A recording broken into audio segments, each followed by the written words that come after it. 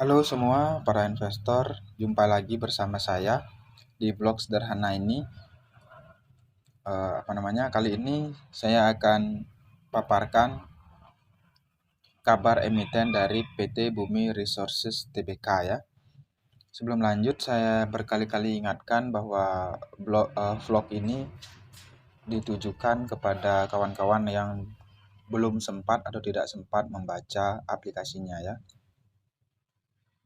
Yang sudah sempat, sebaiknya di skip aja video ini karena sama aja nanti beritanya ya. Menurut kontan.co.id Jakarta, PT Bumi Resources Tbk terus memoles kinerja.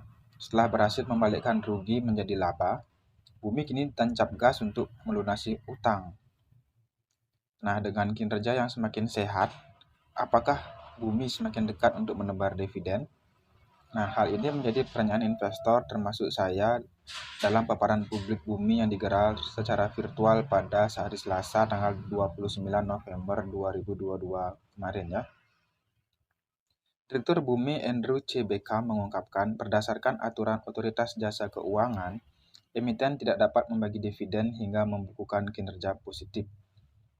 Nah, kami melakukan semua yang bisa untuk membawa kembali kinerja positif itu, ujar Andrew ya.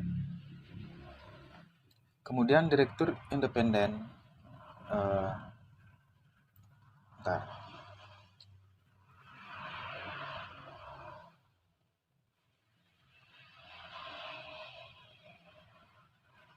mana dia ya, kok beritanya hilang ya. Nah, saya lanjut ya. Kemudian Direktur Independen dan Sekretaris Perusahaan Bumi, Dilip Srivastava, menambahkan pembagian dividen menjadi salah satu prioritas Bumi Resources ya. Hal itu hanya dapat dilakukan setelah Bumi terbebas dari hutang serta menjaga tingkat profitabilitas.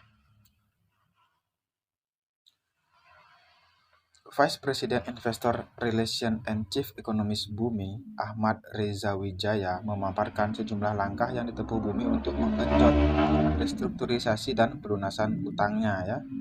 Jumlah hutang Bumi sempat menggunung hingga 4,3 miliar US dollar pada tahun 2017. Dan Bumi melakukan restrukturisasi sebesar 2,6 miliar US dollar. Terdiri dari utang senilai 2 miliar US dollar menjadi saham, serta mandatory convertible bond atau obligasi wajib konversi sebesar 0,6 miliar dolar ya. Nah, pada tahun 2022 ini, Bumi telah melunasi tranche A, B, C, CVR-nya. Bumi memiliki OWK sebesar obligasi yang wajib dikonversi sebesar 166 juta US dollar yang akan jatuh tempo pada Desember 2024. Kemudian, masuknya grup Salim membuat neraca keuangan Bumi ini semakin sehat ya. Nah, ini yang menarik. Bumi lantas melakukan private placement atau non-preemptive right senilai 1,6 miliar US dollar. Aksi korporasi ini dilakukan pada 18 Oktober 2022. Sehari berikutnya, Bumi melakukan pembayaran utang PKPU ya. Nah, langkah berikutnya, Bumi akan merilis 27,48 miliar saham baru seri C senilai total 2,2 triliun untuk melunasi utang.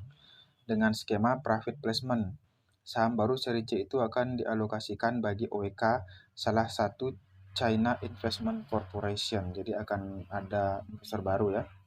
Dan private placement-nya ini pada harga Rp80 per saham, sehingga akan menempatkan CIC sebagai investor strategis Bumi dengan porsi kepemilikan 10,75%. Dan pemegang OWK ini sudah mengkonversi haknya pada 5 Desember 2022, sehingga Bumi akan terbebas dari utang. Sangat menarik nih Bumi ya. Kemudian,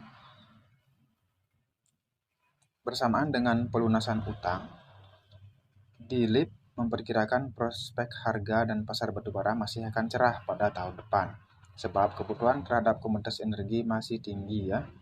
Terlebih harga komoditas alternatif seperti gas juga masih tinggi, sedangkan sumber energi lain seperti energi terbarukan masih terbatas dan belum andal menggantikan batu bara dalam waktu dekat.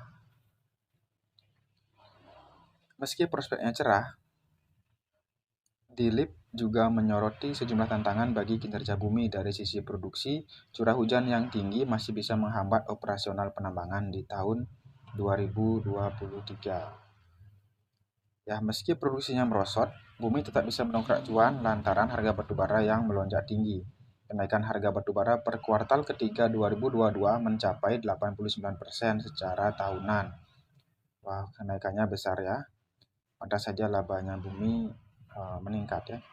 Dan bumi pun meraih laba bersih senilai 365,49 juta US dollar, meresat 473,76% dari torehan laba bersih bumi di periode yang sama tahun lalu. Labanya bumi meningkat luar biasa ya.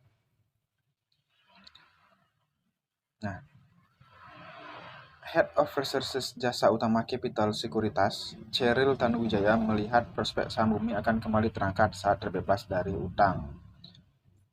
Pasalnya, selama ini beban utang yang menggunung menjadi sentimen negatif yang membuat investor khawatir masuk ke saham bumi.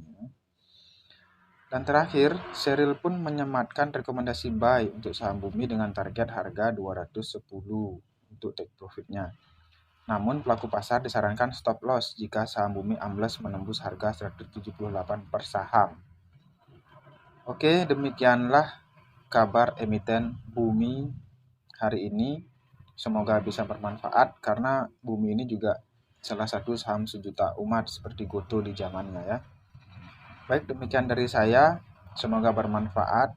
Semoga semua sehat selalu dan salam cuan.